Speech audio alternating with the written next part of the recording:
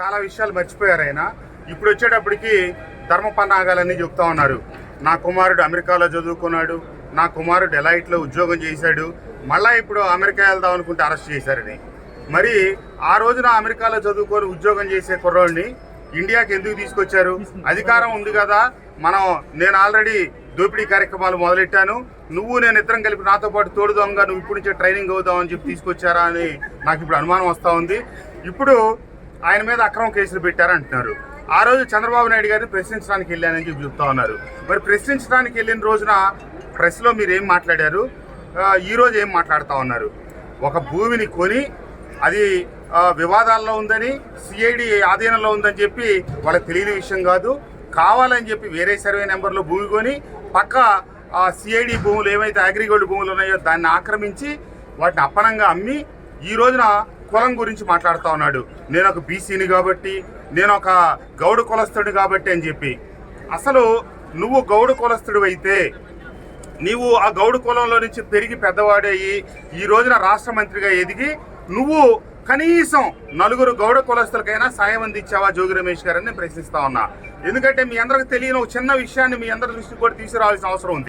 గడిచిన 5 సంవత్సరాల కాలంలో మైలవరం నియోజకవర్గంలో ఎన్ని సబ్స్టేషన్లు ఏర్పాటైతే వాటన్నిటిలో కూడా 4 షిఫ్ట్ ఆపరేటర్ పోస్టులు వస్తాయి. సరే, వాటన్నిటిని ఎస్సీలకి, బీసీలకి, ఎస్టీలకి, మైనార్టీలకు సంబంధించిన నిరుపేద కుటుంబాలు, మైలవరం నియోజకవర్గానికి సంబంధించిన కుటుంబాల వాళ్ళకే నేను ఇప్పించున్నాను.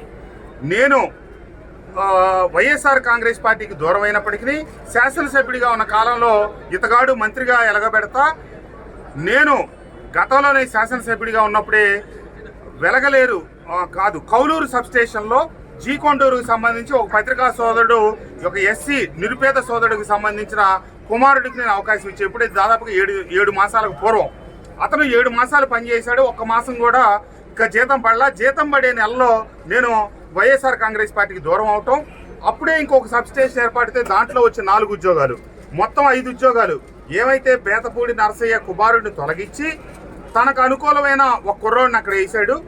ఈ కుర్రోడు 7 నెలల బట్టి పనిచేస్తుంటే కూడా చూడకుండా అతన్ని తీపిచ్చి తినకి అనుకూలమైన ఒకటి, అట్లాగే ఇంకో 4 ఈ పోస్టులు కొత్త చోట వేయించాడు.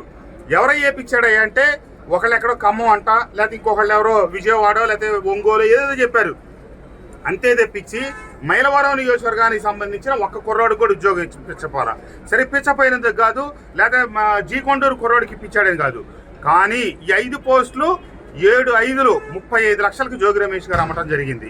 నేను మళ్ళీ రెండోసారి కూటమి అధికారంలోకి రావటం, నేను గెలిచిన తర్వాత సంబంధిత అధికారులను పిలిచి ఎప్పుడో 7 మాసాల క్రితం ఒక ఎస్సీ దళిత బిడ్డకు ఉద్యోగం ఇస్తే అతన్ని తీసి మీరు కొత్త కుర్రోడు ఎందుకు పెట్టారు, తక్షణం తొలగించి ఆ పాత కుర్రోడినే ఉద్యోగ నియామకం చేయమని చెప్పారు. వెంటనే చేశారు. చేయగానే ఇక్కడ జరిగిన తంతు అందరూ రాష్ట్ర ప్రజలకు తెలియదు కాబట్టి మీరు గమనించాలి.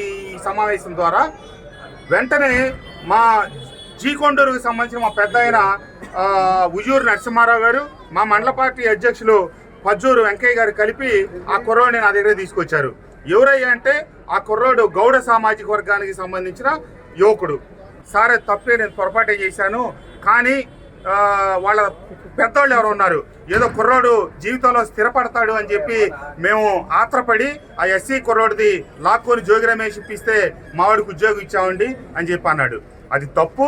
మీకు కావాలంటే కొత్త సబ్ స్టేషన్ వస్తుంది, దాంట్లో మీ పిల్లోడికి ఉద్యోగం ఇప్పిస్తా, కానీ 7 మాసాల బట్టి ఉద్యోగం చేయిస్తా, అదే నెల జీతం పడేటప్పుడు ఆ కుర్రోడికి జీతం పడకుండా లాక్కోవడం తప్పు అని చెప్పి నేను చెప్పిన తర్వాత ఆ కుటుంబం నాకేం చెప్పారంటే, మేము జోగి రమేష్కి 7 లక్షల రూపాయలు డబ్బులు ఇస్తే ఈ ఉద్యోగం వేశాడు సార్, ఇప్పుడు కనుక మరి ఈ ఉద్యోగం మీరు తీసేస్తే మా 7 లక్షల డబ్బులు పోతాయి అన్నారు. నేను ఆశ్చర్యపోయా. అంటే తోటి గౌడ సామాజిక వర్గానికి సంబంధించిన పిల్లోడికి ఉద్యోగం ఇవ్వడానికి 7 లక్షల రూపాయలు వసూలు చేశాడు. మా పెద్ద ఆయనే తీసుకొచ్చారు. సరే, ఉయ్యూరు నరసింహారావు గారు నా పక్కనే ఉన్నారు. ఇదేంటి 7 లక్షలు ఇవ్వటం ఏంటంటే, సార్ మేము 5గురు చేరాం, 5గురు దగ్గర 7/5 35 లక్షల రూపాయలు తీసుకుని మాకు ఉద్యోగాలు వేశారు సార్ అని చెప్పారు.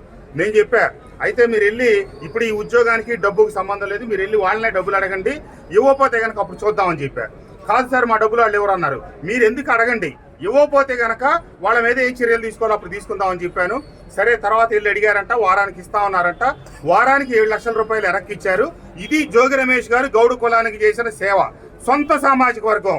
ఈ నియోజకవర్గంలో పుట్టి నేను బీసీల నుంచి ప్రాతినిధ్యం వహిస్తున్నానని చెప్పి చంద్రబాబు నాయుడు గారి ఇంటి మీదకి దాడికి వెళ్ళి ఆ రోజున మంత్రి పదవిని పొంది నువ్వు ఏమైతే బీసీ కులం గౌడ కులం అని చెప్పావో ఆ కులానికి సంబంధించిన ఒక నిరుపేద కుటుంబానికి అవకాశం వస్తే వాళ్ళ ఆస్తి అప్పటికప్పుడు తీసుకొచ్చి 7 లక్షల రూపాయలు ఇచ్చారంట. సరే, ఇది జోగి రమేష్ గారి గౌడ కులం మీద ఉన్న ప్రేమ. ఈ రోజున నా కుమారుడు మళ్ళీ అమెరికా పోదాం అనుకున్నాడు, అక్రమంగా కేసు పెట్టారు. కావాలంటే నన్ను ఎదుర్కోండి కానీ నా కుమారుల మీద అక్రమ కేసులు పెట్టొద్దు. మరి నీకు అధికారం రాగానే అమెరికా నుంచి నీ కొడుకుని ఎందుకు పిలిపించావు? ఇక్కడ నేను చేసే దందాలు జాలవలే, నా దాంట్లో నువ్వు కూడా భాగస్వామిగా నీ కొడుకుని పిలిపించావు.